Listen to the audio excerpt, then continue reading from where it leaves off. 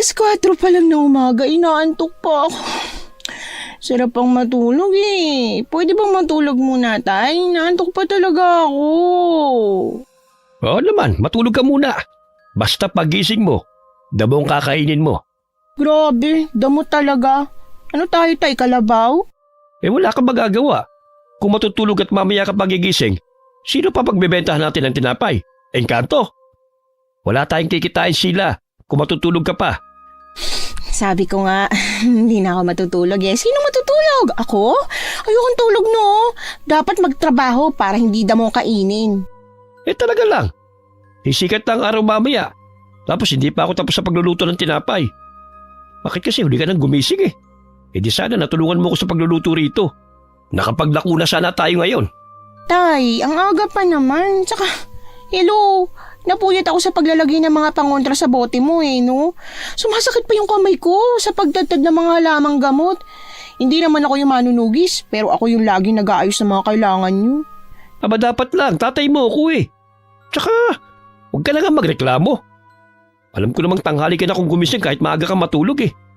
Kaya nga ikaw nang pinalagay ko ng lagi sa bote para ako na magluluto ng tinapay. Hindi ka na nga sumama sa akin sa pagsasanay kahapon eh. Ilang araw ko na hindi sumasama sa akin ha. Tinatamad ako, tay.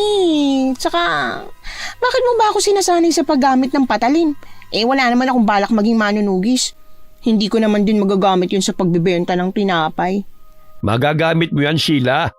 Hindi pa nga ngayon. Pero sa takdang panahon. Tsaka paano kapag may siraulong tao kang makakasalubong sa daan? Di alam mo kung paano protektahan ang sarili mo. Kaya sa susunod, sumama ka na sa akin. Sa ayot sa gusto mo. Oo na, tay. Oo na. Bakit ba marami kayong ginawang tinapay ngayon, tay, kaysa kahapon? Marami ba nagpapahatid ngayon? Baka masayang yan. Oo. Itong unang lalagyan na may tinapay, ihatid mo yung kay Aling Nene. Yung pangalawa hanggang 5 kay Aling Rosa. Nagpapahatid kasi sila para sa magsasaka nila. Yung mga hindi na ilagay sa lalagyan, yan ang ilalako ko. Kaunti lang naman yan. Ako na maghahatid at maglalako sa iba. Mabuti na lang, medyo marami-rami yung hahatiran natin. Di masasayang yung pandesal natin ngayong umaga. At gagawa na lang tayo ulit para mamayang hapon na ilalako ng mga pandesal. Ikaw na lang ang gagawa sa pandesal, Sheila. Aalis ako mamayang hapon. Mamayang madaling araw pa ako makakauwi. Saan ka pupunta, tay? Alis ka na naman? Sa kabilang baryo. May kiwig daw na namataan sa lugar nila noong nakarang araw eh. Daw? Ibig sabihin, di pa po sigurado? Ba't pa kayo pupunta doon hindi naman pala sigurado? Wala kasing nabalita na may inatake o inaswang ng kiwig. Pagkatapos ng gabing yun. Kaya nagdadalawang isip yung albularyong kaibigan ko kung kiwig ba talaga yung nakita niya. Dahil masyadong mabilis ang galaw nito. Tsaka totoo man o hindi sila, pupunta pa rin ako. Hindi natin pwedeng hintayin na may masaktan pa bago ako pumunta roon. Oo na lang po. Ako na lang ang maghahanda ng kape natin para naman makainom tayo ng mainit na kape bago tayo maglako. Maginaw pa naman sa labas. Mabuti naman naisip mo yan. Akala ko buong oras ka na lang uupo na parang lantang aswang dyan sa upuan na yan eh. Inaantok kasi talaga ako, tay. Sige na, mag-aayos na rin ako ng sarili ko para wala na akong iisipin mamaya. Umalis si Sheila sa harapan ng kanyang ama habang nagluluto ito ng pandesala. Agad siyang bumalik sa kanyang kwarto para magbihis bago bumalik sa kusina para magtimpla ng kape. Sakto ring tapos na ang kanyang ama sa pagluluto. Kumuha ng 4 na pandesal si Sheila para sa kanilang almusala. Hindi rin nakalimutan ni Sheila na mag-alay ng pandesal sa punso ng kaibigan niyang duwende na nasa likod bahay. Nang matapos na silang mag-almusala, agad nilang inilako ang kanilang palindang tinapay nang magkahiwalay. Mabilis namang naubos ang inilalako ni Sheila, kaya maaga siyang nakauwi ng bahay. Wala pa ang kanyang ama sa bahay, kaya natulog na lang ulit si Sheila. At nagising na lamang nang dumating na ito, kasama ang kaibigan niyang si Lexie. Maaga akong alis ngayon, Sheila ha? Naimbitahan ako ng kaibigan kong albularyo ko si kaarawan niya. Kaya ngayon na ako aalis. At didiretso na rin ako sa kabilang bayan dahil may kiwig daw na sumasalakay doon. Kaya bukas na ako makakauwi. Grabe, iiwan mo na ako agad, tay. Kakain ka doon ng masarap na ulam sa kaibigan mo. Tapos ako dito sa bahay, puro gulay. May pera naman dyan ah. Kung tamad kang mamalengke, hindi ka talaga makakakain ng karne. Isama mo yung kaibigan mo. Ang init-init sa labas eh. Pwede magdusa ka. Hindi ka na bata, uy. Tsaka mami, tandaan mo palagi ang binibiling ko sa'yo, ha? Huwag na huwag ka magpapagabi ng uwi. Oo na po, Tay. Isasama ko na lang si Lexie. O sige, mag-iingat kayong dalawa. Alis na ako. Sige, ingat po. Ingat po, Mang Marvin. Ako na po ang bahala sa anak nyo. Anong ginagawa mo pala dito, Lexie? Nabanggit sa akin ng anak ni Mang Marvin na ikaw lang mag-isa ngayon. Kaya sasamahan kita. Sasamahan din kita sa pagbebenta ng tinapay mamaya para hindi ka na mahirapan pa. Sus, manahimik ka, Lexie. Gagawin mo lang talaga akong dahilan para pagbentaan mo ng tinapay yung totoy na anak ni Aling Carla eh. Grabe ka naman magsalita, Totoy. 8 years lang naman tanda mo sa amin. 27 ka, 19 pa lang kami. Tsaka ayaw mo nun, may kasama ka. Mag-isip-isip ka nga, Ate Sheila. Eh bahala ka nga dyan, Lexie. Siguraduhin mong nagpaalam ka sa mga magulang mo baka hanapin ka nun. Tapos na. Tsaka oo nga pala, Ate Sheila. Magpapakita ba sa atin yung kaibigan mong duwende? Gusto kong makita anong itsura nila o kahit anong boses man lang. Aba malay ko. Hindi pa naman nagpaparamdam sa akin ng duwending yun. Matagal-tagal na rin nung huling nagpakita sa akin yun. Nakakatakot ba ang itsura nila? Hindi naman masyado. Yung boses, maliit ba talaga? Malamang, alam nga namang maliit sila pero boses nila pang kapre. Siyempre maliit, parang bata, ganun. Talaga? Sana naman makita ko no? Minsan nga lang magpakita sa akin. Humihiling ka pa talaga magpakita sa'yo. Tama na nga usapan. Oh, tulungan mo na lang akong maghanda ng pananghalian para makakain tayo. Hindi ako nakapag-almusal ng maayos dahil nakatulog ako. At mamaya, maghahanda pa ako para dun sa paggawa ng tinapay para sa paglalako naman mamayang hapon. Sige, sige. Gusto ko ring manood at matuto paano gumawa ng tinapay. Eh kung ganun kilos na, magtulungan tayong dalawa. Matapos kumain ng magkaibigan, nagpahinga muna sila saglit bago inilako ang mga tinapay na niluto nila. Akala ni sila na makakauwi sila kaagad, kaya lang may tinapay pang natitira sa basket. Malapit nang gumabi. Ate Sheila, uuwi na ba tayo? Hindi ko alam, may konting tinapay pa kasi natitira sa basket natin eh. Mukhang masyado ko yatang nadamihan yung paggawa ng tinapay. Sayang naman kasi baka mapanis. Sayang yung perang nilabas namin kung dito mabebenta. Baka malugi kami imbis na madagdagan yung pera. Hala siya, napaka-OA mo naman te. Lugi agad. Kaunting tinapay na lang naman tong naiwan. Marami na kaya tayong naibenta. Business is business talaga, Lexie. Kapag nagnegosyo ka, dapat talaga sulitin mo yung oras para maubos yung paninda mo. Habang may tao pa magbenta ka. Paano ba yan? Maggagabi ni. Lagi pa naman bilin sa atin ni Mang Marvin na huwag tayong magpapagabi sa daan. Alam ko, pero wala naman si tatay sa bahay, kaya hindi niya malalaman. Hindi niya tayo mapapagalitan. Kung gusto mo, mauna ka na lang umuwi. Ako na magbebenta nitong mga naiwan. Hindi pwede, no? Baka mapano ka sa daan. Baka aswangin ka o kung sinong siraulong taong makasalubong mo. Talaga lang, Lexie. Salamat sa pag-aalala. Mahal na mahal mo talaga ako, no? Kilabutan ka nga dyan sa sinasabi mo. Pero seryoso, wala pa naman akong narinig na may nagpapakitang aswang sa baryo natin. Maliban sa engkanto, kaya wala tayong dapat na ipag-alala. Baka ngayon meron na. Hoy Lexie, bibig mo! Baka magkatotoo, manimik ka nga. Takot ka rin pala Ewan ko sa'yo. Halika na. May nakikita akong 3 bahay sa unahan. Maraming tao. Medyo mainit pa naman tong tinapay na dala natin. Baka sakaling bilhin nila. Kapag hindi nila bibilihin o hindi maubos, uwi na lang tayo. Nagbago ng desisyon ko. Sumasakit ng paa ko kakalakad. Mabuti pa, para makauwi na rin tayo. Pagod na rin ako Maghiwalay tayo. Ako dun sa 2 bahay, ikaw naman dun sa isa. Total, malapit na rin namang maubos yang sayo. Sige, sige. Bilisan mo naman maglakad. Aba Lexie, wag mo akong utusan. Mas matanda ako sa'yo, babaita ka. Oo nga, baka rayumahin ka. Aba, kuruting kaya kita. Naglakad na sila papalapit sa huling bahay na pagbebentahan nila. Laking tuwa ni Sheila na makaubos sila. Masaya sila habang papauwi. At habang naglalakad ay kumakain pa ng balot si Lexi. Nagpalibre kasi ito sa kanya at bilang pasasalamat sa kaibigan ay binilhan niya ito ng balot.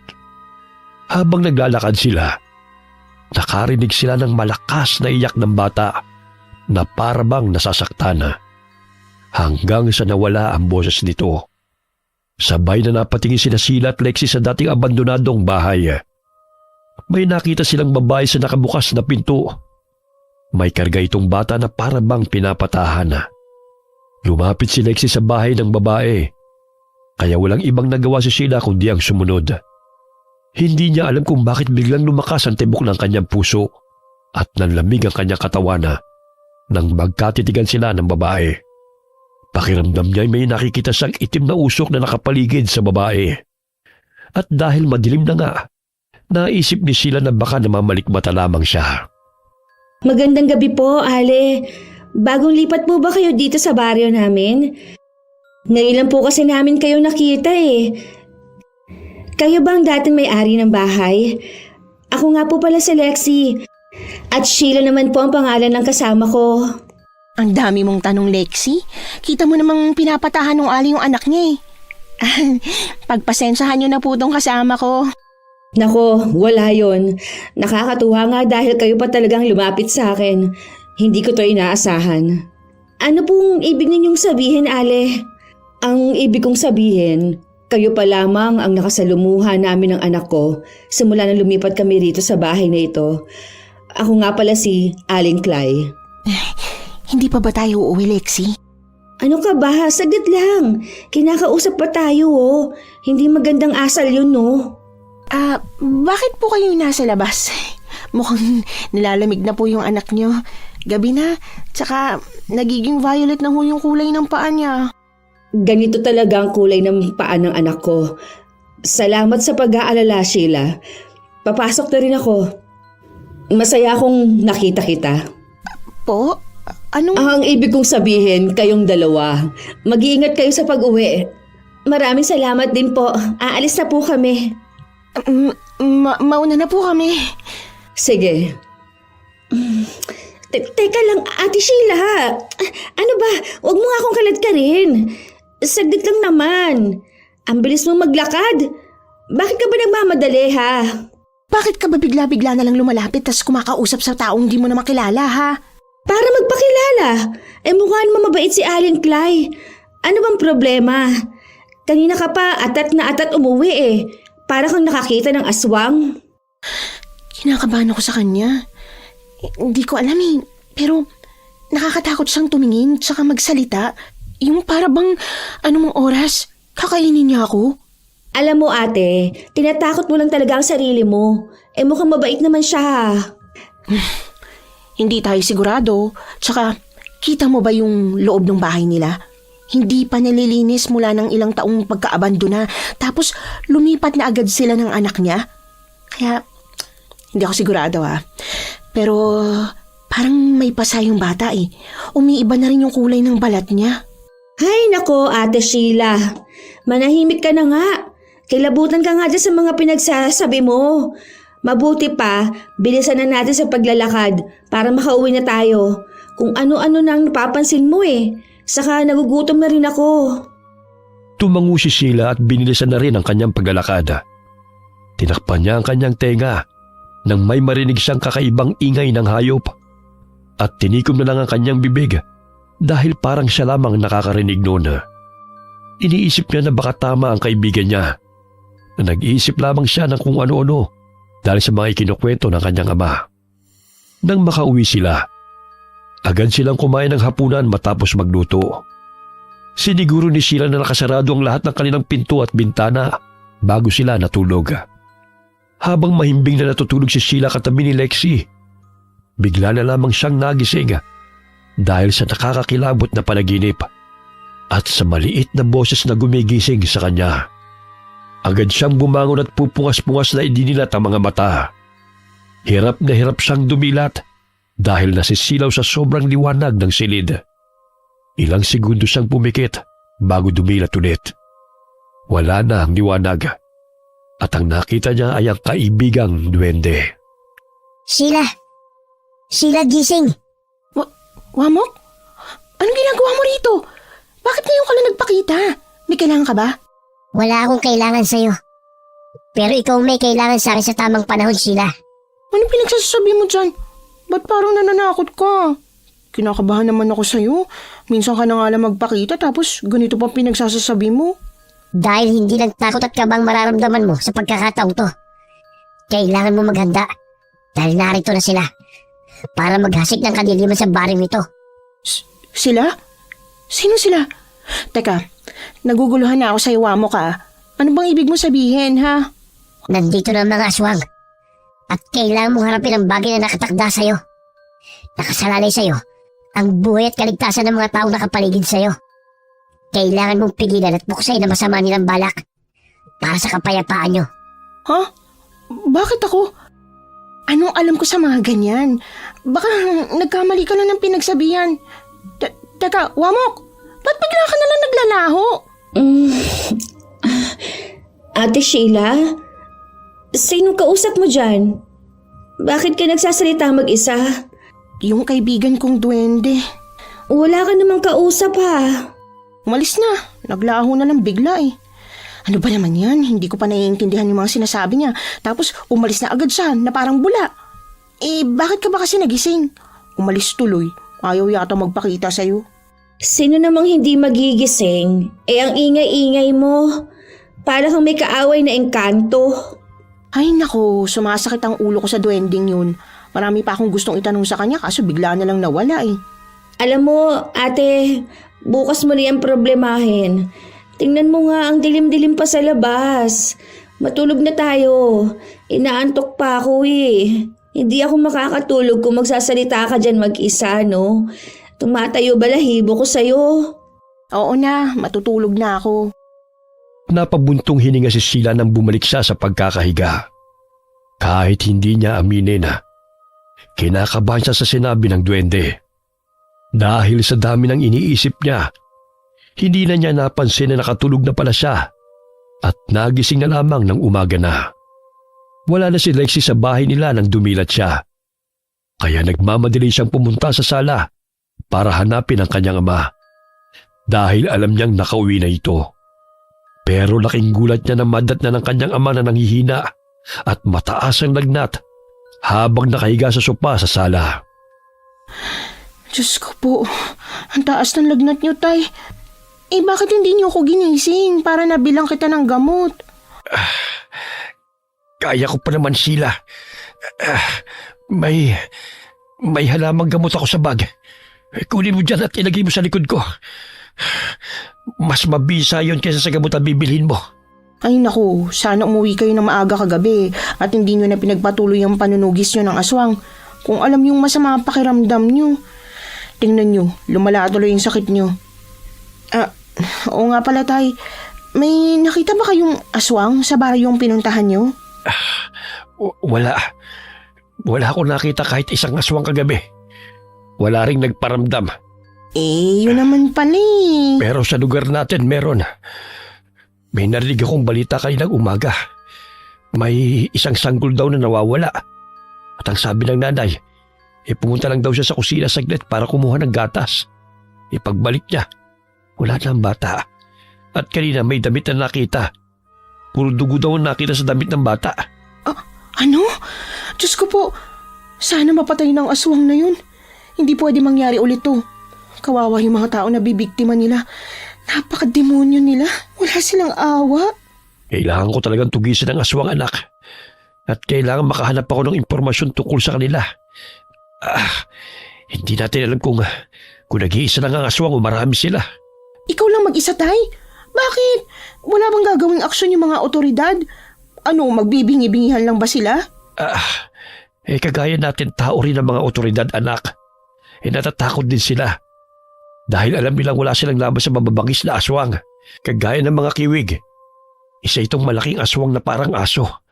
Mabilis ang galaw nito. At kapag hindi mo alam kung paano sila labanan, baka isa ka pa sa maging hapunan nila. Ano bang pangontra sa kanila, tay? Wala ba silang kinatatakutan? Meron. Takot sila sa patalim at apoy. Pero kailangan mo rin mag-ingat. Dahil kagaya nga na sinabi ko, baka ikaw ang maging hapunan nila. Mukhang nakakatakot talaga mga aswang na yan ha. Mukhang tama nga yung sinasabi sa akin ni Wamok. May masamang mangyayari. Wamok? Yung kaibigan mong duwende? Nagpakita siya? Ano sinabi niya sa'yo? May masama raw na mangyayari at darating na kadiliman. Hindi ko maintindihan yung sinabi niya kagabi dahil umalis siya kaagad eh. Huwag yun na lang munang intindihin yun, Tay. Isipin nyo na lang muna ang kalagayan nyo. Bibili pa rin ako ng gamot kahit na may halamang gamot kayo dyan para mabilis kayong gumaling. Maglalako pa ako ng pandesal mamaya. Hindi ako nakapaglako kanina. Mag-iingat ka palagi, anak. Babawi ako kapag maayos na ang pakiramdam ko. Huwag na kayo mag-alala sa akin, Tay. Kaya ko ng sarili ko. Tsaka alam ko namang poproblemahin nyo pa yung mga aswang sa baryo natin. Kaya hayaan nyo na ako na muna maglalako ng paninda natin. Kahit na, anak. Kailangan ko rin magpagaling dahil marami pa akong kailangan gawin at kailangan ko rin tulungan ka. Responsibilidad ko ito at baka mapano ka sa daan. Wala nang nanay mo kaya hindi ako papayag na mapahamak ka.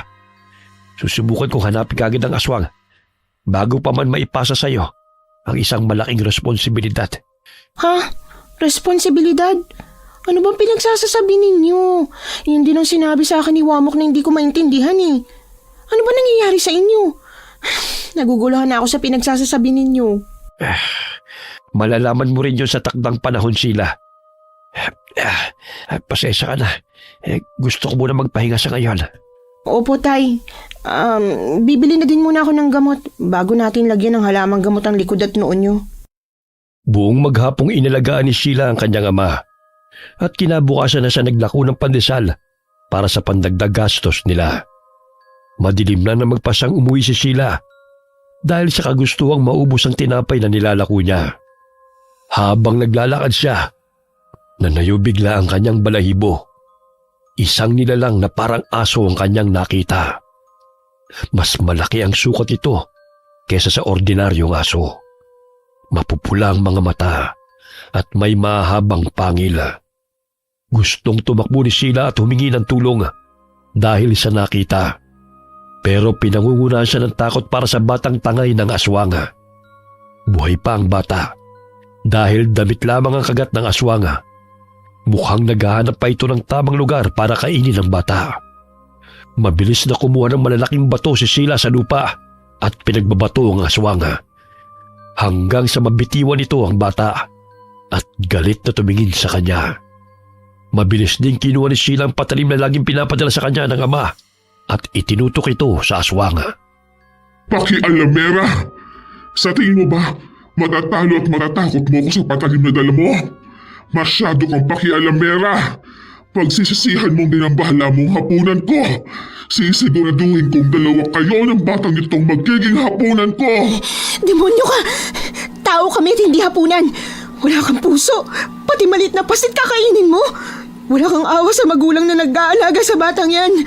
Naaawa ka sa batang ito? Pues, pwede namang ikaw ang kainin ko. Saktong-sakto, gutom na ako. Hindi ka man kasing bango ng bagong silang na bata. Sigurado naman akong mabubusog ako sa malaman mong katawan at dugo. Nakakadiri ka! Wag na wag mong gagalawin ng bata! Ibigay mo siya sa akin! Hindi ka naman bulag para hindi mo makitang hindi ko nahawak ang bata. Nasa lupa na ito, umiiyak na para bang humihingi siya ng saklolo sa iyo. Sheila, nakakaawa naman. Demonyo ka! Paano mo nalaman ang pangalan ko, ha? Hindi na yon importante. Bata ang gusto mong kunin, hindi ba? Nakakalungkot dahil bago mo pa ito makuha, sisiguraduhin kong wasak na ang laman loob mo sa mga kuko ko at isusunod ko ang batang ito dahil alam ko hindi mo siya kayang ipaglaban dahil nakikita ko ang panginginig ng kamay mo. Hindi basihan ang panginginig ng kamay ko para mapatay kita. Talagang nagtatapang-tapangan ka? Tingnan natin kung totoo nga yung sinasabi mo. Dahil nananabik ako sa dugo mo ngayong gabi. Pagbibigyan kita sa larong labanan na gusto mo. Handa na akong sipsipin ang dugo at kainin ang laman loob mo. Hindi alam ni Sheila kung ano nangyayari sa kanya. Dahil unti-unting nawawala ang takot na nararamdaman niya kanina. Inihanda ni Sheila ang patalim na hawak at laking gulat niya nang bigla itong lumiwanag. Hindi niya alam kung namamalikmata lamang ba siya dahil mabilis itong nawala nang mabitiwan niya. Dahil sa kabay mabilis niya itong pinulot kasabay ng pagtalon papunta sa kanya ng kiwig.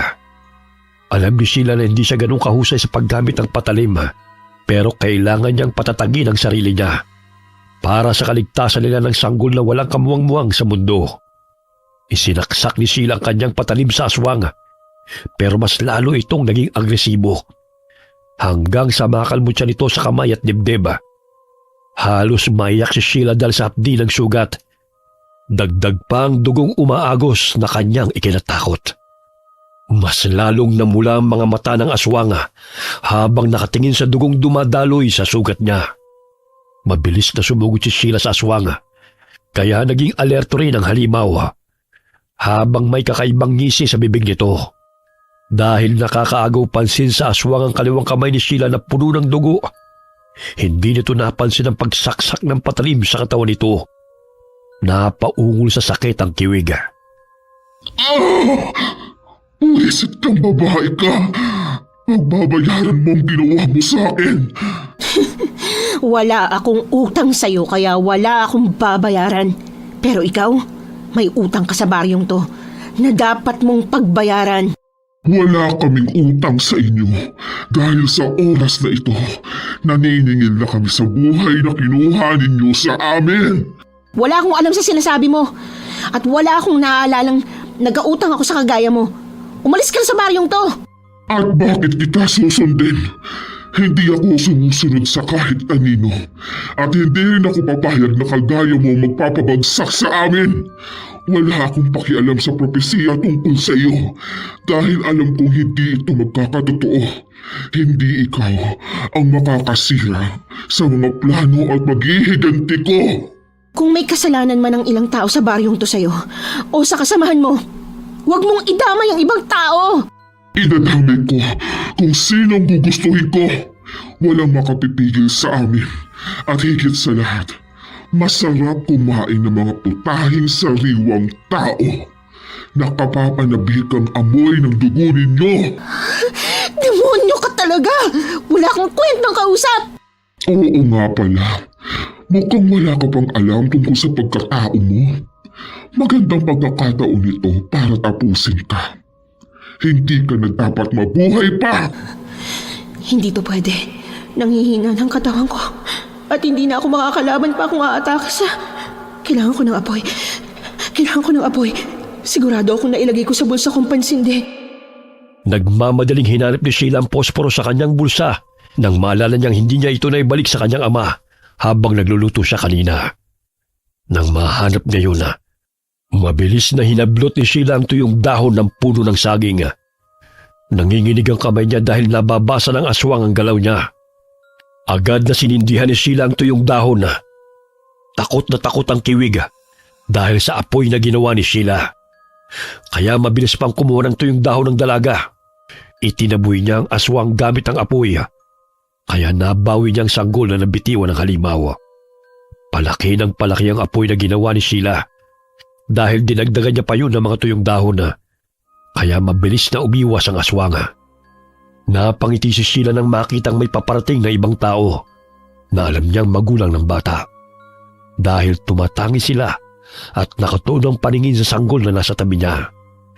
Nagmadaling umalis ang aswang dahil sa apoy at sa paparating pang ibang tao na may dalang mga itak.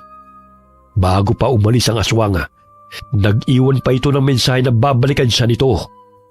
Pero ipinagpawalang bahala yun ni Sheila. Agad na ibinigay ni Sheila ang bata sa mag-asawang umiiyak na nakatingin sa kanya. Pinasalamatan siya ng mga ito at matapos ang kanilang pag-uusap ay nagpasa na rin siyang umuwi. Dahil sa panghihina, agad siyang nakatulog matapos pumasok sa kanyang silid. Tay, anong ginagawa niya dito sa kwarto ko? Mabuti namat gising ka na, anak. Kamusta ng pakiramdam mo? Nangihina ka pa rin ba? Medyo masakit lang po ang katawan ko. Bakit sobrang lagkit ng katawan ko? Pinalagyan ko kay Lexie ng dinurog na halamang gamot at langis ang katawan mo na may kalmutang aswang. Paano niyo po nalaman? Malamang kayo na pa kita tinatawag pero hindi ka naman sumasagot. Kaya pumasok na ako rito. At nakita ko ang ilang kalmot sa braso mo. Walang ibang makakagawa ng ganyang kalaking kalmot kundi aswang lamang. Ano ba nangyari sa'yo, anak? Sinabi ko naman kasi sa'yo, hindi ba? Na dapat hindi ka nagpapagabi. Pasensya na, Tay. Sayang kasi yung natirang pandesal kaya inilako ko pa sa ilang bahay. Nung pauwi na ako, doon ko naman nakasalubong yung aswang. Tatakbo na sana ako kaso kawawa yung bata. Parang hindi ko naman kayang umalis na lang nang hindi naililigtas yung bata. Paano kung napahamak ka? Napahamak nga ako, Tay. Aray! Tay naman namamalo ka pa talaga kahit alam mo may sugat ako. Yan kasing bibig mo Pero alam niyo, Tay, nung nilalabanan ko yung aswang, parang pakiramdam ko, parang may kakaiba. Parang nagliwanag yung patalim ko. Hindi ko alam kung dahil ba yun sa liwanag ng buwan o namamalikmata lang ako. Kakaiba? Bakit? Bigla kasing nawala ang takot ko. Tas nagliwanag yung patalim ko. Para bang may kakaibang kapangyarihan yung patalim ko nung gabing yun. Nararamdaman ko yun sa kamay ko. Pero agad din namang nawala. Hindi ko alam kung bakit. Kamusta naman yung bata? Maayos naman po. Siguro may gasgas sa katawan nun, kaya malamang dinala ng mag-asawa yung anak nila sa ospital. Kawawa naman kasi. Ay, oo nga pala, Tay. Yung aswang. Maniningil daw siya sa atin? May utang ba kayo sa kanila, Tay? At yung kaibigan kong duwende, napanaginipan ko siya kagabi at iisa lang din ang sinasabi niya. Anong sinabi niya sa'yo? Na kailangan ko na raw harapin ang nakatadhana para sa akin. Na kailangan ko nang ihanda ang sarili ko dahil hindi titigil ang mga aswang hanggat hindi sila namamatay. Kailangan ko raw silang labanan. Dahil naguguluhan na ako. Mukhang kailangan mo nang malaman ng tungkol sa pagkatao mo. Hindi ko akalain na tama ang sinabi sa akin ng lolo mo noon bago siya namatay. Ano po bang sinabi sa inyo ni Lolo? Ano bang meron sa pagkatao ko, Tay? Ano bang meron sa akin? Hindi ba pwede magpahinga ka muna? Saka ko na lang ikukwento sa'yo kapag magaling ka na. Nangihina pa yung katawan mo baka mabinat ka. Tay, hindi ko ikakabinat ang sasabihin nyo ngayon. Makikinig lang naman ako At lalo akong mag-iisip ng kung ano-ano hanggat hindi ko nalalaman ang lahat ng ibig sabihin nito. Hanggat hindi nyo sinasabi sa akin kung ano ba talagang nangyayari. Tay, ano ba talaga ako? At saan nanggagaling yung galit ng mga aswang? Alam mo naman siguro na manunugis at albularyo ang mga lolo mo, hindi ba?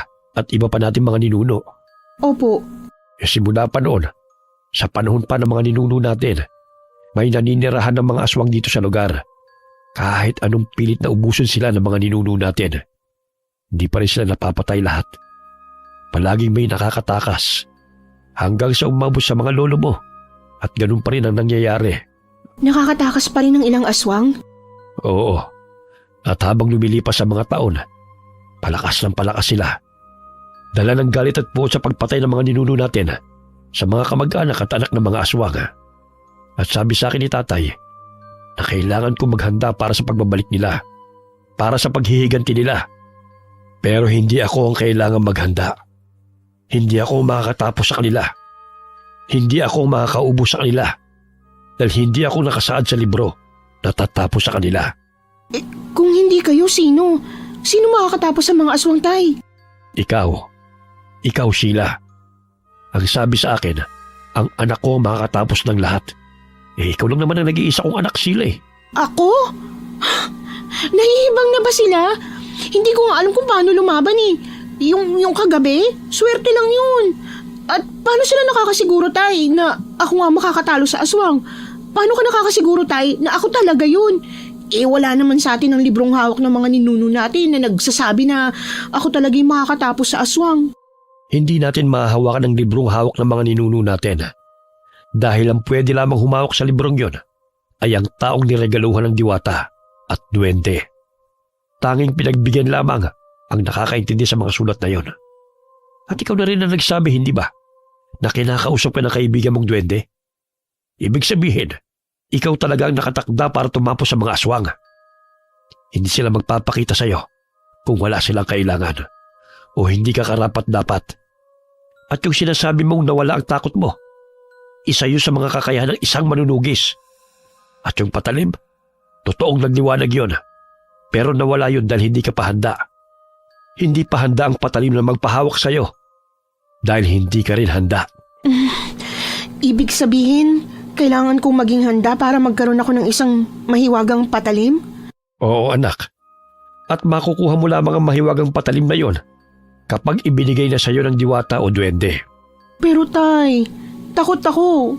Tsaka, hindi rin ako marunong lumaban. Kaya hindi talaga magpapasakop sa akin yung mahiwagang patalim na yan na sinasabi niyo. Pwede kitang turuan. Kaya nga ako nandito para gabayan ka eh.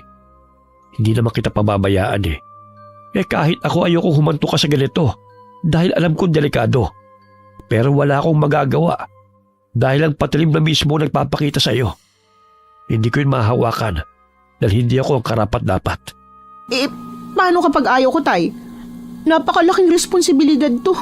Buhay ang pinag-uusapan dito, tay. Dahil kapag hindi ko kayang harapin at labanan ng aswang, mapapahamak ang baryong to. Mapapahamak ang ilang tao. Maraming mamamatay. Ikaw na rin ang nagsabi, Sheila. Buhay ang pinag-uusapan dito. Kapag hindi mo tinanggap, mas lalong lalala ang magiging sitwasyon ng baryong ito. Kahit ako, Sheila, ayokong ikaw ang gumawa nito. Pero wala akong magagawa. Dahil ikaw lang ang tanging paraan para matapos ito. At tuluyan ang mawala ang mga aswang na nanggugulo sa bayang ito. Gaganti at gaganti sila, Sheila. Hindi sila titigil hanggat hindi nauubos ang mga tao rito. Dala na rin ang pagkagutom nila sa laman loob at dugo ng tao. Pasensya na, tay. Pero hindi ko talaga kaya. Hindi ko kaya mabigo. Baka mas lalo mapahamak ang lahat ng tao dahil sa akin. Hindi mo malalaman ang lakas mo, Sheila, kung hindi mo susubukan. Matalino ka, anak. Matapang ka. Kahit na, tay. Hindi ko talaga kaya. Baka naman may ibang tao pang nakasaad sa librong sinasabi nila na makakatalo sa aswang. Naiintindihan ko, anak. Alam ko nakakabigla ito mga sinasabi ko. At tama ka.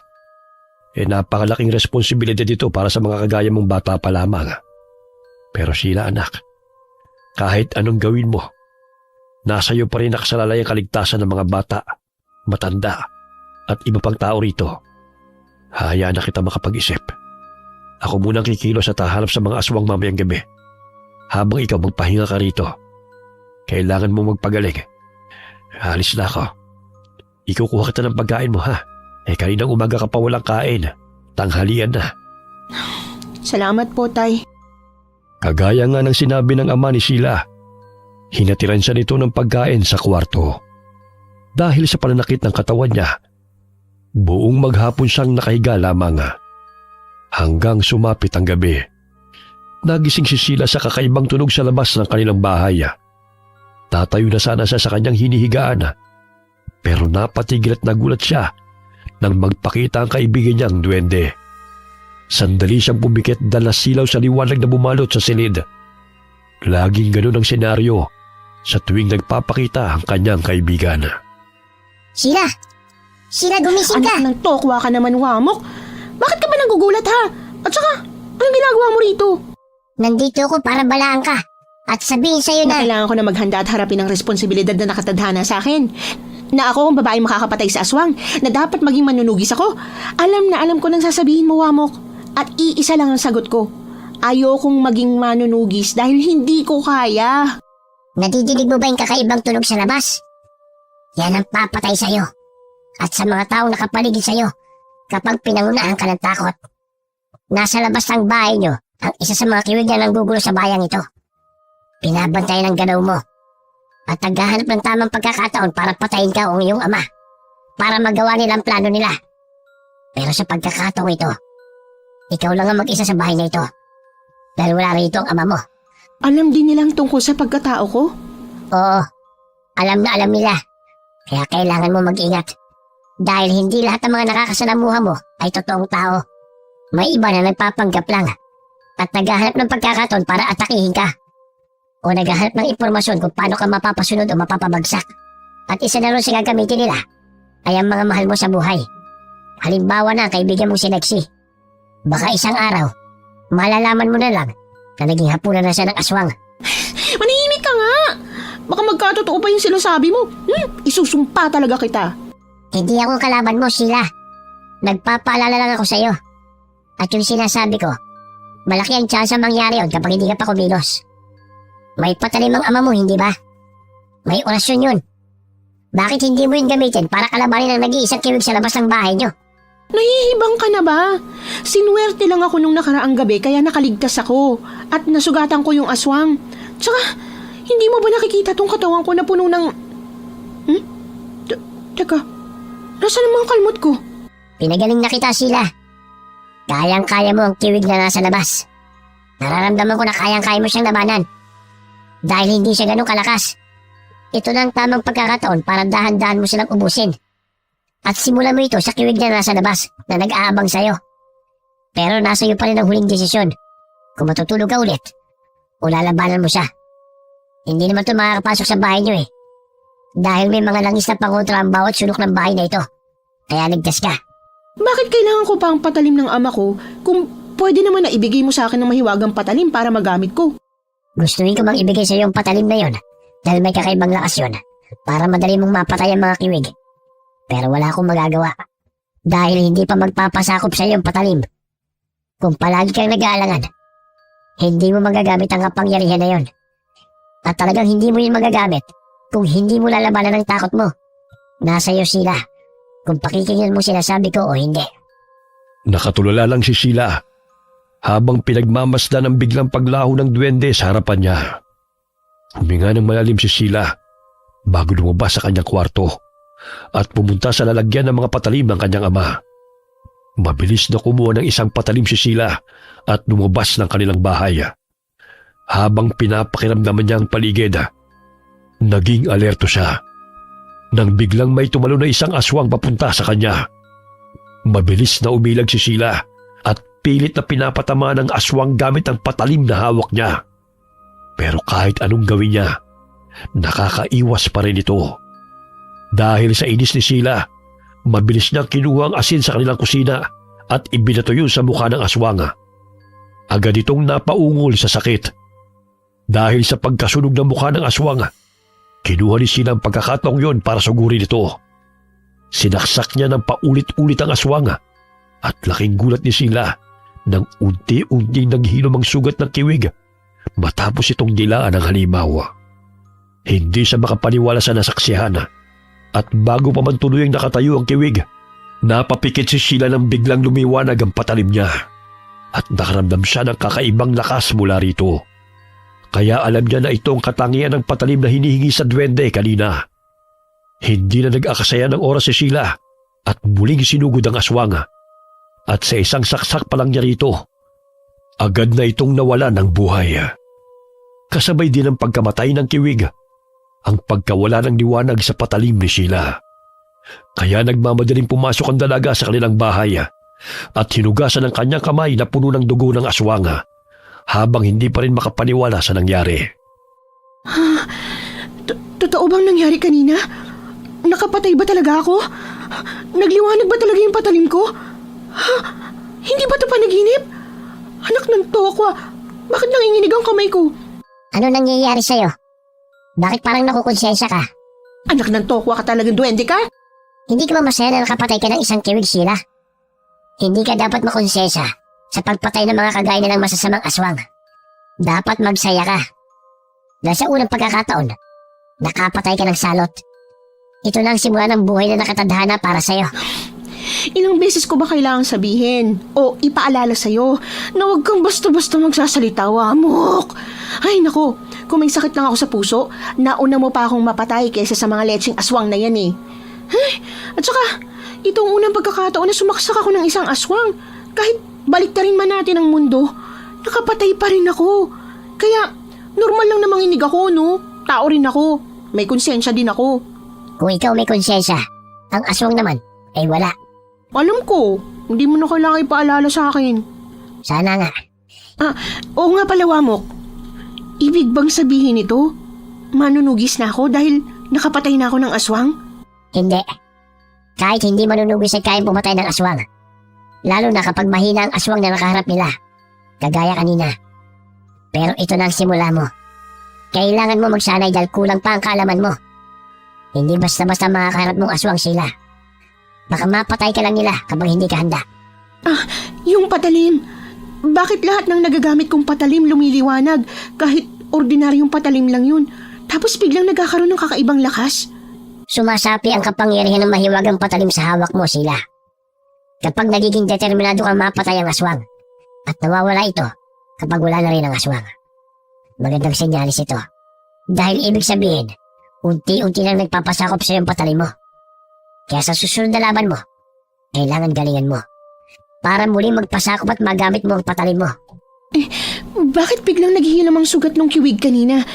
Ano ibig sabihin nun? Kaya nilang pagalingin ang sarili nila? Oo, isa yun sa kakayahan nila. Kaya kapag nakalaban mo sila, siguraduhin mo masasaksak mo sila sa puso para mapatay mo. Dahil kung hindi, kayang-kaya nilang pagalingin ang sarili nila. Kailangan ko nga talaga maging maingat. Kailangan kong tanggapin na akong tinakda. Tama yan. Hindi ako magpapakita sa'yo kung alam ko rin na hindi ka karapat-dapat. Ako ang gabay mo. At ang may papayo ko lamang sa'yo, huwag ka magpapadala sa takot mo para makapag-isip ka na maayos. At pwede mong mabasa ang galaw ng kalaban.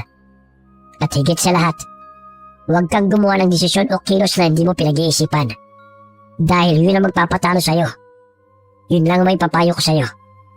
At sana sa muling pagkikita natin, handa ka na. Teka, iiwan mo ko? Akala ko bagabay kita. Hindi sa lahat ng oras ay kailangan ko magpakita sa'yo. May mga kailangan din akong gawin. Pero huwag ka mag-alala. Magpapakita ako sa'yo sa oras na kailangan mo na talaga ako. At kapag handa na rin ang patalim mo na magpasakop sa'yo, ibibigay ko kagad sa'yo ito nang walang pag-aalinlangan. Oo na. Umalis ka na. Mukhang hindi na rin ako makakatulog ulit dahil sa nangyari. Ay, gagawa na lang ako ng pandesal para may magawa rin ako. Total, mag-uumaga na rin naman. Napangiti si Sheila nang makita ang paglaho ng duwende sa harapan niya, na para bang normal na yon para sa kanya. Hindi pa man nakakagalaw si Sheila, nakarinig na siya ng katok sa pinto habang tinatawag siya ng kanyang ama. Sheila! Sheila, anak! Pabukas ng pinto! Tay? Saglit lang, papunta na. Diyos ko po! Ano nangyari sa inyo, Tay? Bakit puro dugong nasa katawan niyo? Dali, umawa ka sa akin, Tay. Aalalayan kita papasok sa bahay. Huwag ka mataranta. Ayos lang ako. Halamang gamot lamang ang katapat nito at pahinga. Mawawala rin ito. Hindi ka maayos, Tay. Maubusan ka na ng dugo, oh. Teka, ganito na lang gagawin natin, ah. Lalagyan ko ng halamang gamot ang mga sugat nyo para mapigilan ang pag-agos ng dugo sa katawan nyo. Pagkatapos, dadalhin kita sa pinakamalapit na ospital dito. Magpapatuloy ako sa kapitbahay natin. Huwag na masyado ng abala. Hindi to abala, Tay. Mamamatay ka kapag naubusan ka ng dugo. Dito ka lang, ha. Teka, kukunin ko yung langis at halamang gamot sa kwarto nyo. Nagmadaling kumilos si Sheila hanggang sa napigilan niya ang pagdurugo ng sugat sa katawan ng kanyang ama bago humingi ng tulong sa kapitbahay nila para madala ito sa ospital. Mabuti na lamang at agad tumulong ang kumpare ng ama niya, kaya nakapunta kagad sila sa ospital. Ilang araw ang nakalipas nang dumalaw ang kaibigan niyang si Lexie. Tunay nga talaga malakas sa mga aswang. Dahil kahit si Mang Marvin na mas maalam na sa panunugis ay napahamak pa. Ano ng plano mo, Ate Sheila? Hindi ko rin alam. Pero kailangan magbayad ang kiwig na yun sa ginawa niya sa tatay ko. Hindi ako papayag na hindi ako makaganti. Paano ka gaganti? Hahanapin ko siya. Hindi. Sila. Hahanapin ko sila at sisingilin.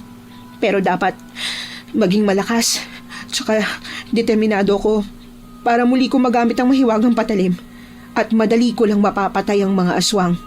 Paano kung hindi magpakita o magpagamit sa iyo ang mahiwagang patalim, ate? Wala akong magagawa. Kaya itong mga ordinaryong patalim lang ang tanging pag-asa ko. Sana muling magpagamit sa iyong mahiwagang patalim na sinasabi mo. Oo nga pala, Ate Sheila, hindi ko alam kung dapat ko itong ipaalam sa'yo. May narinig kasi akong balita sa isa kong kakilala na ginagambala daw sila ng kiwig. Kahit wala naman silang binabantayan na sanggol o buntis. Hindi lang kasi buntis o sanggol ang pinupuntirya ng mga kiwig. Isa rin sa gusto nila, yung mga taong naghihingalo. Balak nilang humingi ng tulong. Pero wala namang may gustong tumulong sa kanila. Baka ito na ang pagkakataon mo makagante, ate. Sabihin mo lang sa akin ang lokasyon ng bahay ng kakilala mo at ako nang pupunta. Pero hindi ka ba natatakot, Ate Sheila? Ikaw lang mag-isa. Hindi ako nakakaramdam ng takot sa pagkakataong to, Lexi. Galit. Galit ang nararamdaman ko sa ginawa niya sa ama ko. Puro sugat ang natamo ni tatay. At ang sabi ng doktor, kung hindi daw namin nadala agad si tatay, baka nawala na to ng buhay dahil sa pag-agos ng dugo niya. Baka ito na talaga ang oras para harapin kong nakatadhana sa akin. Kinakabahan naman ako sa'yo, ate. Kung may maitutulong ako sa'yo, sabihin mo lang. Tutulong ako ng walang pag-aalinlangan. Salamat, Lexi. Oo nga pala, may isa pa akong hindi nasasabi sa'yo. Naalala mo si Aling Clay? Oh, ano meron sa kanya? Nakasalubong namin siya ni tatay noong nakaraang gabi.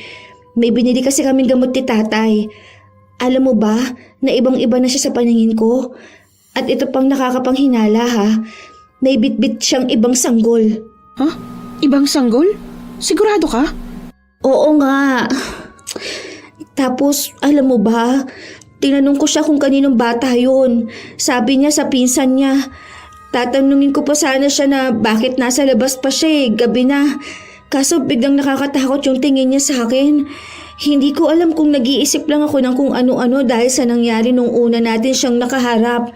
Pero nakaramdam talaga ako ng kakaiba sa kanya. Ibig sabihin, may kakaiba talaga sa kanya. Posible kayang aswang siya? Hindi ako sigurado dahil wala naman tayong ebidensya eh. At alam mo ba, hinanap ka niya ate at para bang may tinatago siyang galit sa'yo dahil kakaiba ang naging reaksyon niya. Mahirap mambintang ng walang ebidensya, Lexi. Pero aalamin ko yan. Uunahin ko muna yung isang kakilala mo bago siya. Kailangan nating malaman kung tao ba siya o nagpapanggap lang. Nakasalubong ko siya kahapon. Tapos nangumusta pa nga sa lagay ni tatay. Nagulat nga ako kung paano niya nalaman pero hindi ko na lang tinanong dahil baka narinig niya yun sa iba. Pero hindi naman kami malapit sa isa't isa para mangumusta siya kay tatay at saka sa akin. Totoo yan. Parang interesado siya sa'yo.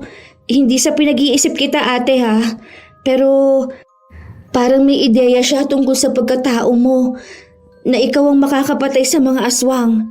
At kung totoo mang aswang siya, malamang kumikilos na siya para pabagsakin ka. Kaya nga kailangan kong malaman kung sino siya. Dahil mahirap na. Baka wala akong kamalay-malay na napapaligiran na pala ako ng tunay na kalaban ko. Tama. Kailan ka kikilos ate? Mamayang gabi. Wala dapat akong masayang na oras. Bakit? Handa ka na ba? Kaya na ba ng lakas mong lakas ng kiwig? Nagsanay ako habang nasa ospital si tatay. Binalikan ko lang ang mga tinuro niya sa akin na mga galaw nung bata pa ako na alam kong magagamit ko. Parang nagsisisi nga ako kung bakit hindi ako nakinig kay tatay noong panahon na tinuturuan niya ako kung paano humawak ng patalim tsaka makipaglaban. Iniisip ko na wala naman akong kalaban eh. Kaya bakit ako magsasanay, 'di ba? At yun ang napakalaking pagkakamali ko. Dahil naglilitawan na ngayon ng mga kampo ng demonyo. Kung pakiramdam mo, kaya mo, susuportahan kita ng buo, Ate Sheila. Pero bago yan, magpaalam ka kaya sa tatay mo. Nagpapagaling pa si tatay sa kwarto niya, kaya hindi ko nasasabihin. Dahil alam ko na kapag nalaman niya ang plano ko, sasamahan niya ako. At yun ang ayoko, dahil nanghihina pa siya. Ikaw ang bahala. Uuwi na ako. Dumayo lang talaga ako dito para mangamusta at ikwento sa iyong napapansin ko. Noong kinuwento mo kasi sa akin ang sinabi sa iyo ng duwende at ng tatay mo, naramdaman ko na kailangan ko sabihin sa iyong nababalitaan at napapansin ko. Dahil nasa iyo pala ang kaligtasan ng baryo natin. Kung makapagsalita ka naman, parang may nagagawa na talaga ako. Pero maraming salamat sa'yo, Lexi. Malaking tulong na to sa akin. Walang anuman, ate. Sabihin mo lang kung may kailangan ka. Handa ako. Tutulong ako hanggat kaya ko. Tatandaan ko yan. Mag-iingat ka. Buong araw ay walang ginawa si Sheila kundi alagaan ng kanyang ama habang inihahanda ang lahat ng gamit niya. Mula sa patalim hanggang sa mga pananggalanga, kagaya ng asin at bawang. Nang sumapit na ang hapon, agad na pumunta si Sheila sa bahay ni Lexi para itanong ang tamang lokasyon. At nang malaman niya yon, hindi na siya nag-atubiling puntahan ito. Hindi siya lumapit sa bahay nang makarating siya roon. Nagmanman lamang siya sa paligid habang hinihintay ang kanyang pakaya. Walang tigil sa pagdarasal si Sheila na sana'y sumalib muli ang lakas ng mahiwagang punyal sa kanya. Ilang oras lang ang hinintay ni Sheila hanggang sa nakarinig siya ng kakaibang tinig at galaw sa paligid niya. Nagtago siya sa isang puno habang hinihintay ang aswang na magpakita. At nang magpakita nga ito, laking gulat niya nang makita ang isang pamilyar na mukha kasama ng isa pang kiwig. Hindi nakapagpigil si Sheila. Mabilis siyang lumabas sa pinagtataguan at galit na sinigawan ng aswang. Hayop ka, Linklay! Ang kapal ng mukha mong mangumusta sa lagay ng tatay ko habang kayo lang palang dahilan kung bakit halos mamatay siya. Hindi ko na pala kailangan manmanan ka dahil tama palang hinala ko sa'yo nung una pa lang na may kakaiba sa'yo. Kay gandang gabi. Nandito pala ang tagapagligtas ng mga tao. Kumusta, Sheila? Anong ginagawa mo dito? Mukhang pinaninindigan mo talaga ang pagiging tagapagligtas ng mga walang kwentang tao. Kayong walang kwenta, hindi ang mga tao. Nandito ako para maningil sa ginawa niyo sa tatay ko at para pigilan kayo sa masamang balak niyo. At sa tingin mo ba, makakahaya mo kami? Ang taas din ng tingin mo sa sarili mo, ano? Hindi dahil nga sugatan mo ako nung unang pagkikita natin, magagawa mo ng talunin ako ngayon.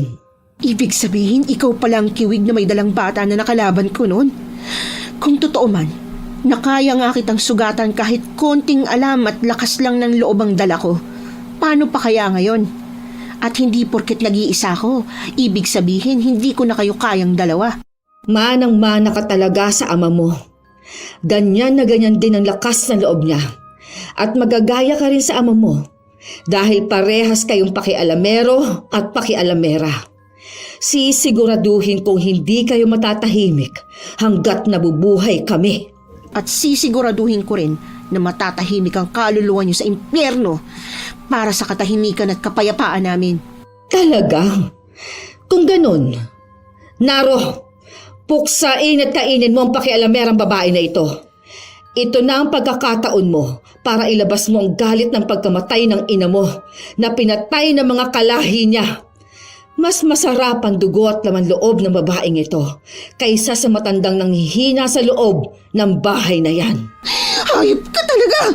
At isa pa, Naro, siya ang pumatay sa isang kasamahan natin. Oras na para gumante. Gumante? Napakakapal ng mukha niyo. Labis-labis ng perwisyong dinala niyo dito sa baryo namin. Tapos may gana ka pang sabihin ng salitang gante? Hindi ko kasalanan kung bakit namatay ang isa sa mga kasamahan niyo. Dahil hindi ko siya inutusan na pumunta sa teritoryo ko. Tama na ang satsat. Naririndi na ako sa boses mo. Ano pang hinihintay mo, Naro? Sugurin at lapain mo na ang babaeng yan. Naging alerto si Sheila nang unti-unti nang lumapit ang galit na kiwig sa kanya. Mabilis niyang itinaas ang hawak na patalim habang pinapakiramdaman ang galaw ng kalaban. Agresibong tumalon papunta sa kanya ang kiwig at pilit siyang kinaagat ito. Habang si Sheila naman ay patuloy na iniiwasan ang atake ng aswang hanggang sa tuluyan niyang tinamaan ng patalim ang katawan nito. Pero imbis na manghina ang kalaban, mas lalo itong nagalit. Hanggang sa makagat nito ang tagiliran ni Sheila. Napasigaw sa sakit ang dalaga at mabilis niyang sinaksak ang mukha ng kiwig hanggang sa mabitiwan siya nito. Dahil nagdurugot na mimilipit sa sakit ang kiwig, mabilis na umatake ulit si Sheila. Kung saan dibdib naman ng kiwig ang pinuntirya niya dahil alam niyang mabubuhay pa ito kapag sa ibang bahagi lang ng katawan sinaksak. At ang kinatatakutan ni Sheila ay kayang pagalingin ng kiwig ang sugat ito. Hindi tumigil sa pagsaksak si Sheila hanggang sa nawalan ito ng hininga.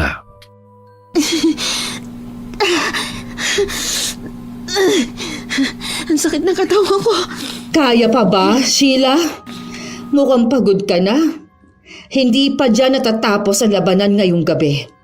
Kung napabagsak mo si Naro, baka sa pangalawa kong kasamahan ay totoong maging hapunan ka na. May isa ka pa palang demonyong kasama. Tuso ka talaga. Ikaw ba ang pinuno nila? Kung ganun, napakamalas naman nila. Kasi wala ka naman pakialam sa kanila eh. Kung makapagsalita ka, parang hindi namatay sa harapan mo kasamahan mo. Bakit? Iniisip mo bang iiyak ako dahil natalo mo siya? Hindi naman. Dahil alam ko na wala kang awa. At akala mo ba, hindi ko napapansin na pinag-aaralan mo lang ang galaw ko? Kaya silang pinapalaban mo sa akin? O may hinihintay kang ilabas kong patalim? Matalas pala ang pakiramdam mo at mabilis kang mag-isip, ha? Pero tama ka. At base sa nakikita ko sa'yo, hindi ka naman ganun kagaling. At mukhang wala pa sa iyo ang patalim. Kaya ibig sabihin, mahina ka pa. Pero nakaya kong patayin ang isa sa mga kasamahan mo. Alam mo kung bakit? Puro kasi galit ang nasa puso ninyo. Pinangungunahan kayo ng galit, kaya nauubos ng mga kasamahan mo. Huwag kang masyadong magyabang, Sheila. Dahil hindi pa dito ang totoong laban. Nasa iyo man ang patalim o wala, ako pa rin ang mananalo. Galit na tumingin si Sheila sa isa pang kiwig na lumabas mula sa likuran ni Clea na ngayon ay nakangisi sa kanya. Pinatatag ni Sheila ang kanyang loob, lalo na at parang walang balak na magpagamit at sumanib sa kanyang patalima ang kapangyarihan nito. Kahit may kaunting distansya si Sheila kay Clea, ramdam pa rin niya ang kakaibang galit sa mga ngiti ng babae. Hindi nagdalawang isip na sumalubong si Sheila sa papanapit na kiwig at bago pa sila naglaban, mabilis na kinuha ng dalaga ang asin sa kanyang bulsa at inihagis yun sa mukha ni Clea. Mabilis na iniwasan ni Clea ang asin. Ngunit may ilang asin pa rin ang tumama sa mukha at katawan nito, dahilan ng pagkalapnos ng kanyang balat. Ganon din ang ginawa ni Sheila sa isa pang kalaban. Pero dahil naubos na ang dala niyang asina, kailangan niya lumaban gamit ang lakas. Sabay na sumugod ang dalawang kiwig kay Sheila. Unang pinatay ni Sheila ang kasama ni Clea na kiwig gamit ang isang bawang na ipinasok niya sa bibig nito matapos siyang kagatin. Determinado si Sheila na mapatay ang kiwig na kalaban niya, kaya hindi na siya tumigil sa pagsugod. Hayop ka, Sheila! Pagbabayaran mo ang ginawa mo sa katawan ko! Habang tumatagal, mas lalong lumalaki ang galit ko sa'yo! Wala akong pakialam. Parehas lang tayo nasasaktan at nahihirapan ngayon. Hindi ako papayag na hindi kita mapapatay. Bakit hindi mo nalang kami hayaan na kumain ng tao? Kahit bayad nyo na lang ng mga ninuno ninyo sa pagpatay sa kasamahan namin! Nababaliw ka na ba? Hindi mo ba naiisip yung mga nanay na nawalan ng anak dahil kinain mo? Hindi ako magbabayad ng utang na hindi naman sa akin. At higit sa lahat, wala kaming utang sa'yo. Sa inyo, dahil masasama kayo. Kaya dapat lang na mamatay ang kasamahan ninyo. Inosente ang anak ko, Sheila! Wala siyang alam sa nangyayari sa mundo, pero pinatay pa rin siya ng mga kalahi mo. Hindi mo alam kung gaano kasakit para sa akin ang nangyari. Kaya dapat lang naman nangil ako sa iba. Walang sino man sa atin ang dapat maging masaya. Sinisisi mo sa ibang taong kasalanan ng ibang tao? Ang sabihin mo, naghahanap ka lang talaga ng taong sisisihin sa pagkamatay ng anak mo at dinadahilan mo lang ang anak mong namatay para kumain ng ibang tao. At kung tutuusin, kasalanan mo kung bakit namatay ang anak mo. Dahil masama kang ina. Walang hiya kang babae ka! Wala kang karapatang sabihin sa akin yan. Kalahi mo ang dapat sisihin. Ikaw ang dapat sisihin. Kayo dapat ng mga kasamahan mo. Dahil kung hindi kayo kumakain ng tao at naging masama, hindi kayo tutugisin ng kasamahan ko. at hindi mamamatay ang mga anak at kalahin ninyo. Hindi! Hindi! Kayo ang dapat nasisihin! Impakta ka! Huwag ka na magpanggap pa. Sigurado talaga akong dinadahilan mo lang yan para gumawa ka ng masama eh. Kahit anong rason pang sabihin mo, kung bakit ginagawa mo to, hindi pa rin magbabago ang tingin ko sa inyo. Mga kampon pa rin ng demonyo. Sabihin mo na kung anong sasabihin mo. Pero kagaya mo, hindi rin ako titigil hanggang sa magdusa at mapuno ng takot ang baryo na ito. Kung ganun, dapat ka nang mamatay. Huwag mong kakalimutan na tuso ako. Kaya mo nga sinabi yan. Kaya mag-iingat ka, Sheila. Kahit sugatan si Sheila, pinilit pa rin niyang tumayo ng matuwid habang hinahanda ang kanyang patalima. Nakatitig siya sa nasusunog na mukha ni Clya na ngayon ay nasa anyong kiwig na. Dahan-dahan na gumalaw ang aswanga hanggang sa sumugod na ito kay Sheila. Pilit na iniiwasan ng dalaga ang aswanga hanggang siya naman ang sumugod dito. Agad din niyang binunot ang patalima at isinaksak sa tiyan ng kiwig dahilan ng pag-atungan nito sa sakit. Galit na binangga siya ng kiwig at halos mahilo si Sheila nang tumama ang kanyang ulo sa bato. Gusto niyang bumangon para tapusin ang kalaban niyang nanghihina na. Pero laking gulat niya nang may dumating ulit na isang kiwig at binangga siya ng sobrang lakas dahilan ng pagdilim ng kanyang paningin. Nagising na lamang sana nasa loob na siya ng kanyang kwarto. Bumukas ang pintuan at iniluwanon ang kanyang ama. Aray, ang sakit ng ulo ko. Huwag mo muna kasing piliting bumangon. Kagagamot lang ang albularyo sa sugat mo sa ulo, pati na rin dyan sa katawan mo. Paano ako napunta dito, Tay? Ang huling naaalala ko, nasa labanan ako. Tapos nagdilim yung paningin ko dahil sa lakas ng pagkakabangga sa akin ng aswang. Nung nawalan ka ng malay, dumating ako. Kundi baka napahama ka na. Hindi ka man lang nagpaalam sa akin. Pasensya na, Tay. Nag-aalala kasi ako sa kalagayan niyo eh. Nag-aalala ka sa akin pero sa kaligtasan mo, hindi. Anak ng towa ka naman, bata ka. Gusto kong gumanti. Tsaka, gusto kong iligtas yung pamilyang ginugulo ng aswang. Tsaka, teka, paano nyo nalaman kung nasan ako? At di ba dapat nagpapahinga kayo? Mahimbing akong natutulog ng mapanaginipan kong isang duwende. Hindi ko alam kung yun ba yung kaibigan mo. At sinabi niya nasa panganib ka. Kaya nagmamadali akong pumasok sa kwarto mo. Kasi akala ko nandun ka lang. Pero wala ka nga. Kaya labis-labis ang kaba ko. Tapos, paano kayo napunta doon? Pinuntahan ko si Lexi. Nagbabaka sakali akong alam niya kung nasaan ka. Mabuti lang talaga't gising pa siya. Tinuro niya sa akin kung saan ka pumunta. Yung aswang, Tay, nasaan? Pareho silang nakaligtas. Nang namata ng kiwig ang presensya ko, nagmadali niyang tinulungan ng kasama niya at tumakas sila. Hindi ko na sinundan dahil nakita kong wala kang malay. Hayop na Clay yun. Mamamatay na sana siya kung hindi dumating yung kasama niya. Clay? Yun ba ang pangalan ng isang kiwig? Oo, Tay. Hayop na babaeng yun. Siya yung kumain ng nawawalang bata.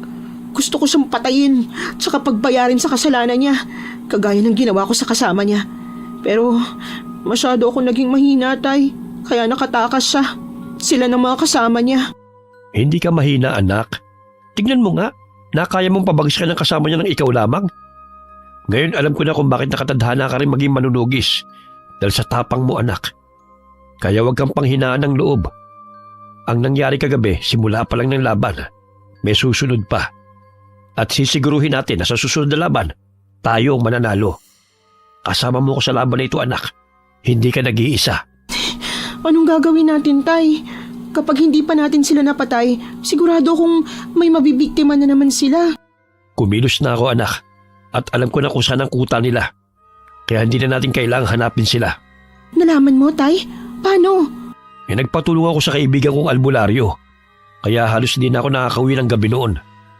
At yung mga nakarang araw, habang nagmamanman ako sa gubat, doon ko nakita ang kuta nila. Kung ganun, susugurin natin sila sa pinagtataguan nila. Parang ganun na nga. Para walang madamay ng ibang tao. Mahihirapan tayong gumalaw kapag may ibang tao. Pero bago yun, Kailangan muna natin maging malakas dahil hindi natin alam kung ilan ang aswang na natitira at kailangan mo na rin magpagaling para maisagawa na natin ang plano natin. Kapag gumaling ako, magsasanay ulit ako sa paggamit ng patalim. Kailangan kong malaman kung paano magamit ang iba pang klase ng patalim na pwede kong magamit sa kanila. Habang hindi pa nagpapagamit sa akin ng mahiwagang patalim. Kailangan kong maging handa. Tama yan. At huwag ka mag-alala dahil tutulungan kita hanggang sa maging malakas ka. Kung patuloy ka magiging matapang anak, may liligtas natin ang baryong ito. Kaya natin to. Kakayanin natin para sa katahimikan ng baryong to at para na rin sa kaligtasan natin. Ipaghahanda lang kita ng pagkain para makapagpahinga ka ulit. Bababa lang ako ha. Sige po, Tay. Salamat po. Ngumiti si Sheila sa kanyang ama bago ito lumabas ng kwarto niya. Hihiga na sana ulit siya pero biglang lumiwanag ang silid at pagkatapos ay tumambad sa kanyang paningin ang kaibigang duwende. Wamok, Mabuti naman at gising ka na. salamat sa tulong mo ah. Kung hindi mo ginising ang tatay ko, baka naging bangkay na ako. Ah, oo nga pala. Bakit nagpapakita ka? Sinabi ko naman sa'yo, hindi ba? Na magpapakita ulit ako sa'yo sa oras na kailangan mo ko. Nandito ako dahil may ibibigay ako sa'yo. Isang patalim. Regalo mula sa amin. At ito'y karapat dapat sa'yo. Na matagal mo nang hinihiling. Tanggapin mo ito, Sheila. Totoo ba tong nakikita kong patalim, Wamok? Sa akin na ba to? Oo, Sheila, sa'yo na yan. Handa na ang patalim na yan na magpagamit sa'yo. Kaya hindi mo na kailangan maghintay na sumanib sa ordinaryong patalim ang kapangyarihan yan para magamit mo. Dahil ngayon mismo, mahahawakan mo na siya. Kayang patayin ng patalim na yan ang aswang. Kahit ito pang pinakamalakas. Kaya alagaan at ingatan mo yan. Gamitin mo yan sa tama. Maraming salamat dito, Wamok. Pangako ko sa'yo, gagamitin ko to sa tama. May tiwala rin ako sa'yo, Sheila. Aalis na ako. Mag-iingat kayo ng ama mo. At sana, magtagumpay kayo. Mag-iingat ka rin, Wamok. Pangako, gagawin ko at ng tatay ko ang lahat para magtagumpay. Hindi ko bibiguin ang lahat ng tulong at sakripisyo mo para sa akin. Ilang araw ang tinagal ni Sheila sa pagpapagaling at nang masiguro niyang ayos na siya, doon na sila nagsama ng kanyang ama sa pagsasanay. Humawak si Sheila ng iba't ibang klaseng patalima at pinag-aralan yon kung paano gamitin. Lalong-lalo na ang patalim na binigay sa kanya ng kanyang kaibigang duwende. Kailangan niyang maging mahusay para lumabas ang kapangyarihan nito. Bawat galaw ng ama ni Sheila ay sinusundan niya. Mula sa paghawak ng patalima at kung paano ito paggalawin ng tama sa kamay niya. Kailangan matindi ang pag-atake sa kalaban, anak. Hindi sila mamamatay sa mahinang saksak lang. Tandaan mo yan. Ayusin mo pag-hawak sa patalim mo dahil dyan nakasalalay ang panglaban mo. Opo, Tay. Ayan, ganyan nga. Ibuhos mo ang lahat ng galit mo sa lahat ng mga pag-atake mo. Maging alerto ka rin sa kapaligiran para mapaghandaan mo kung may aatake sa'yo. Para mabasa mo rin ang susunod na galaw ng kalaban. Ayos na ba, Tay? Hinihingal na ako. Gusto ko na magpahinga. Baka pwedeng uminom muna ng tubig. Anak, kapag may kalaban ka na, hindi mo pwedeng sabihin na, teka muna't nauuhaw lang ako. Alam ko naman po yun, Tay. Kaso wala pa naman po akong kalaban eh. Tsaka nauuhaw na talaga ako. At isa pa, ilang araw na kaya tayo nagsasanay. Ay nako, ang dami mong reklamo. Sige na nga, tapusin na natin ang pagsasanay natin ngayong araw. Magpahinga ka na. Kailangan mo ang lakas mo mamaya. Mamaya? Bakit po? Mamaya na ba natin gagawin ang plano natin, Tay? Oo. May nabiktimang hayop kagabi. Mukhang nagpapagaling at naghahanda ang kiwig na ng kalaban mo. At baka kagaya natin, naghihintay lamang sila ng tamang pagkakataon para umatake. May naiisip pa bang plano para sa ating pag-atake? Opo, Tay. Bago pa man dumilim, dapat nandun na tayo. Dahil papalibutan natin ang mga bawang, tsaka asin, at tsaka iba pang matinik na sanga ang paligid nila para hindi agad sila makakaalis. At para masiguro natin na wala talagang makakaligtas sa kanila. Maganda yung naisip mo. Sige, magpapatulong ako sa mga kakilala ko para kunan tayo ng mga matitinik na sanga. Pero hindi kaya malaman ng mga kiwig ang gagawin natin, Tay? Sa tingin ko hindi. dahil mahina sila tuwing umaga. Ang iba sa kanila nananatili lang sa bahay nila dahil hindi nila kakayanin ang liwanag. Yung mga malalakas na kiwig lang ang may kakayahang lumabas tuwing umaga. Kung ganun, ituloy natin ang plano ko. Oo, ako nang bahala. Salamat, Tay. Dahil umalis ang ama ni Sheila para sa pagkuha ng mga halamang matitinik at iba pang gagamitin, siya naman ang naghanda ng asin at mga bawang. Buong maghapon silang naghanda at bago pa gumabi, siniguro nila na napapalibutan na ng mga halamang matitinik, asin at bawang ang paligid. Habang naghihintay na gumabi, ilang minuto na lang sila, magagabi na at lalabas na ang tunay na anyo nila. Ito na ang laban na dapat nating ipanalo. Kaya mag-iingat ka, ha? Huwag mo akong alalahanin, Tay.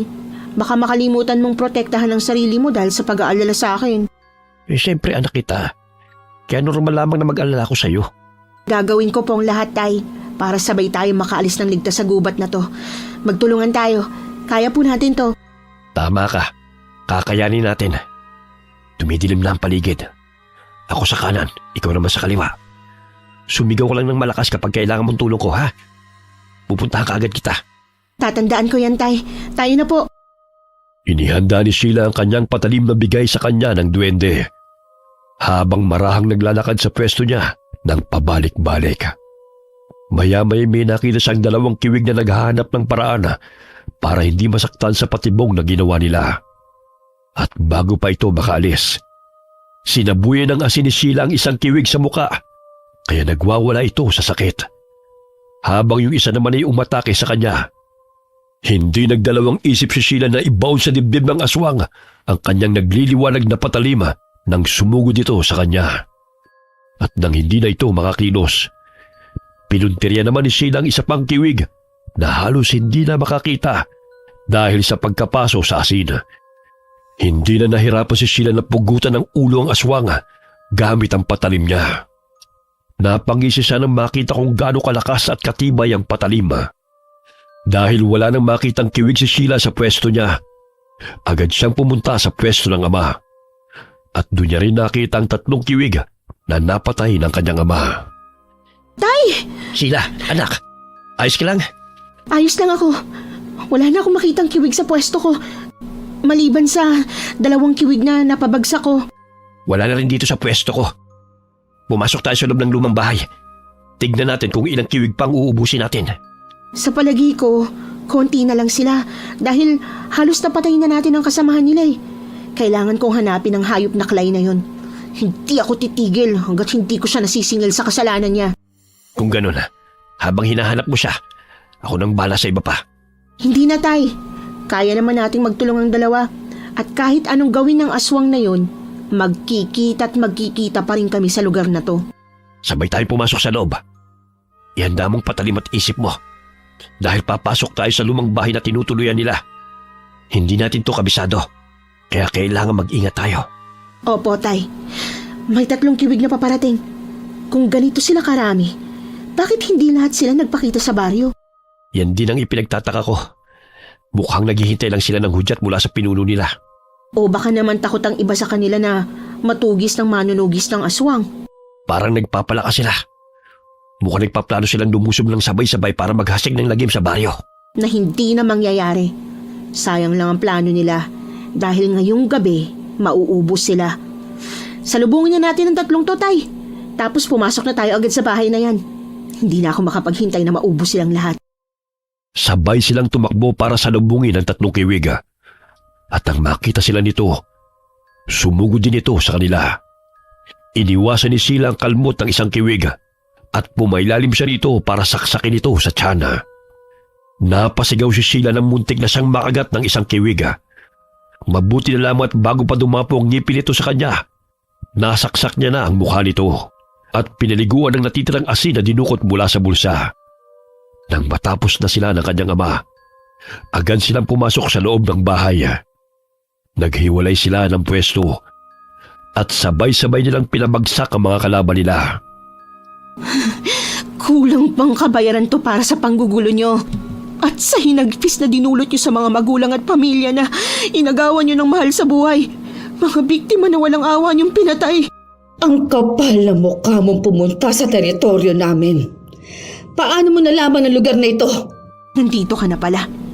Anong pakiramdam na nakikita mong unti-unti nang nauubos sa mga kasamahan mo? At naririnig mong daing ng iba pang kasamahan mo na pinupuntirya ng tatay ko? Dito na kayo matatapos lahat. Walang makakatakas sa inyo dito. Hayop ka, Sheila! Hindi pa pala kayo nakontento sa mga kasamahan kong pinatay ng mga kadugo mo. At ngayon, gusto mong ubusin ang lahat ng kasamahan ko. Mali ka! Hindi lang kasamahan mo ang gusto kong ubusin. Dahil hindi ka makakaligtas sa plano ko. Kasali ka sa pababagsakin ko. Hindi lang ang mga kasama mo. Masyado kang mayabang, Sheila. Hindi pa ako pwedeng mamatay dahil hindi ko pa naigaganti ang anak ko at mga kasamahan ko. Hindi pa? May amnesia ka ba? Hindi pa ba sapat ang mga sanggol na kinain at pinatay mo? Hindi pa ba sapat ang mga taong biniktima ninyo? Hindi pa! Dahil hindi pa kita napapatay! Kasalanan ninyo kung bakit hindi ko kasama ang anak ko! Ang kapal ng mukha mong sabihin sa akin na hindi ka pa nakakaganti? Ang gusto mong patayin ang papatay sa'yo ngayong gabi. Oras na para ako naman ang maningil sa mga pinatay mo. Gusto mong makita ang anak mo? Pwes, ihahatid kita sa kanya. Magsama kayo sa impyerno! Baka ikaw ang unang mawala sa ating dalawa, Sheila. Huwag kang mag-alala. Hindi ako natatakot. Mabilis na sumugod si Sheila kay Clya at hindi niya hinahayaang makapag-anyo itong kiwiga. Pilit niyang pinapatamaan ng patalimang babae. Pero maliksin itong naiiwasan ng atake ni Sheila. Malakas siyang sinipa nito. Bago pa tuluyang makalayo si Clya sa kanya, mabilis itong sinuntok ni Sheila. Dahilan ng paglabas ng itim na dugo sa bibig nito. Sasaksakin na sana niya si Clya nang sinipa siya nito sa kamay. Dahilan para tumumba siya sa sahega. Napasigaw sa sakit si Sheila nang bumawod sa leeg niya ang mahabang kuko ng babae. Buong lakas na sinipa ni Sheila si Clya hanggang sa makawala siya rito. Ano, Sheila? Kaya pa? Akala ko ba magaling ka na? Kayang-kaya ko, Pablo, ha? Hindi ko to ikamamatay. Pwede kang maubusan ng dugo kaya mamamatay ka rin. Huwag kang mag-alala. Dahil bago ako maubusan ng dugo, sisiguraduhin kong patay ka na. Mataas talaga ang tingin mo sa sarili mo, ano? May pinagmanahan lang at may kayang ipagmayabang din. Tapusin na natin to. Wala na akong gana makipag-usap at makipagtalo pa sa'yo. Hindi ko na masikmurang kausapin ang alagad ng demonyo. Parehas lang tayo, Sheila. Hindi na ako natutuwa sa'yo. Hindi rin ako nagpapatawa. Kaya tama lang na tapusin na kita. Agad na nag-anyong kiwig ang galit na si Clya, kaya hindi nagdalawang isip si Sheila na pulutin ang kanyang patalima na kanyang nabitiwan. Mabilis na sumugod ang aswang sa kanya, kaya iniwasiwas ni Sheila ang kanyang patalima at tinamaan ang tagiliran ng aswang. Napangisi si Sheila nang makitang nasaktan ng aswang sa ginawa niya, kaya sumugod ulit siya rito. Inatake niya ito ng sunod-sunod hanggang sa mapahiga sa sahig ang aswang. Pero ang ngiti sa mukha ni Sheila ay nawala nang makagat ng aswang ang kanyang leeg at malakas siyang inihagi sa dingding dahilan ng pagkahilo niya. Nakita niya ang balak tumakas ni Clya, kaya malakas na sumigaw si Sheila para makuha ang atensyon ng aswang. Nang lumingon ito sa kanya, ay buong lakas niyang ibinato ang nagliliwanag na patalima na ibinigay sa kanya ng duwende. At tumama ito sa dibdib ng aswang. Bumagsak ang aswang kasabay ng pagbagsak ni Sheila na nanghihina na dahil sa pagdurugo ng kanyang leeg. Nang mawala ang liwanag ng patalima, nakita niyang wala na ring buhay ang aswang. Nilapitan na siya ng kanyang ama na tapos na rin sa pagkipaglaban sa iba pang mga aswang. Sheila, anak, ayos ka lang ba? Anong nararamdaman mo? Kaya mo pa? Nahihilot na susuka na ako, tay. Aalis na tayo rito. Dadalhin na kita sa ospital. Paano ang mga aswang? Ano nangyari sa iba pang mga aswang? Wala na sila, anak. Naubos na natin sila. Nanalo tayo. Pero kailangan kitang dalhin sa ospital. Pwede kang mamatay kapag naubusan ka ng dugo. Hindi ako papayag na mangyari yun. Kaya mo pa naman, hindi ba? Kaya ko pa naman, Tay. Pigilan lang natin ang pagdurugo ng sugat ko at magiging ayos lang ako. Damit ko nang pupunitin ko. Itapan mo dyan. Tapos humawak ka kagad sa akin, ha? Papasanin kita para makalis na tayo rito. Opo, Tay. Maraming salamat. Pero hindi pa ba kayo pagod? Kaya ko pa naman maglakad kung Hindi ako pagod, anak. Hindi ako maaaring mapagod pagdating sa'yo. Huwag ka na magsalita. Ipunin mo na lamang ang lakas mo. Kinuha muna ni Sheila ang kanyang patalim na nakatarak sa walang buhay na aswang at binudburan pa niya ito ng asin dahil sa kanyang galit. Ilang araw na nagpagaling si Sheila mula sa mga sugat na kanyang tinamo. Nakangiti naman siyang binati ng kaibigan niyang duwende nang magbakita ito sa kanya kinagabihan dahil natapos niya ang kanyang misyon. Nakiusap din ang kaibigang duwende sa kanya na huwag titigil sa pagsasanay para kung sakaling dumating ang panahon na may sumugod uli na aswang sa kanilang lugar, ay bihasa na siya sa pagkipaglaban. Malugod namang tumango si Sheila at nangakong huhusayan pa niya ang pag-iensayo. Mula sa mga naranasan niya, buo na ang kanyang loob na harapin ang mga pagsubok na mangyayari sa hinaharap. Dahil kagaya ng kanyang ama, tinanggap na rin niya na isa siyang manunugis ng mga aswang. Wakas. Anak ko,